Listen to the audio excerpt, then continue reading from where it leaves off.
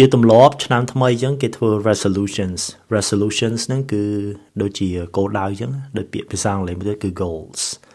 នៅទីនេះខ្ញុំនឹងប្រាប់បងប្អូននៅការចាប់ផ្ដើម New Year Resolution ដែលអង់គ្លេសគេហៅថា sentence starters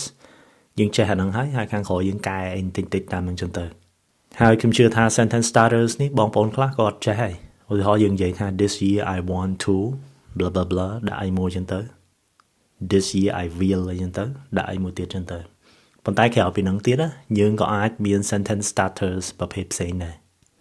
this year I'm focusing on ឬក៏ this year I'm working on ពីនេះចង់និយាយពីរឿងដំណើរវិវត្តអាចរឿងហ្នឹងយើងចាប់ផ្ដើមឆ្នាំមុនអញ្ចឹងទៅយើងបន្តឆ្នាំនេះទៀតអញ្ចឹងទៅបើជាលក្ខណៈយើងគិតត្រឡប់ទៅវិញយើងអាចប្រើ sentence starter ផ្សេងឧទាហរណ៍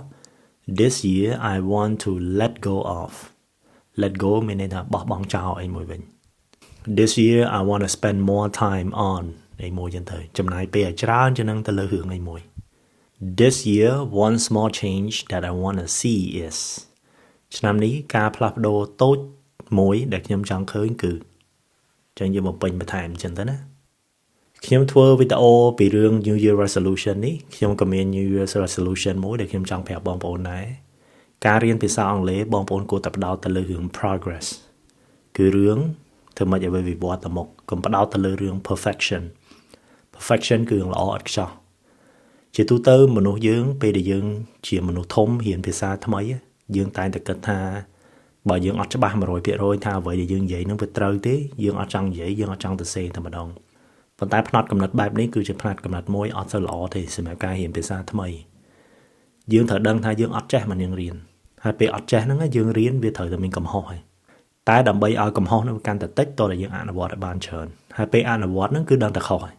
ឃើញវាច្រឡូកច្រឡំទៅច្រឡូកច្រឡំមកប៉ុន្តែបងប្អូនគិតឲ្យសាមញ្ញអនុវត្តបានច្រើននឹងធ្វើឲ្យយើងមានកំហុសកាន់តែតិចហើយកំហុសកាន់តែតិចហ្នឹងហើយនឹងជួយឲ្យយើងកាន់តែប្រសើរในការរៀនភាសាថ្មីរបស់យើង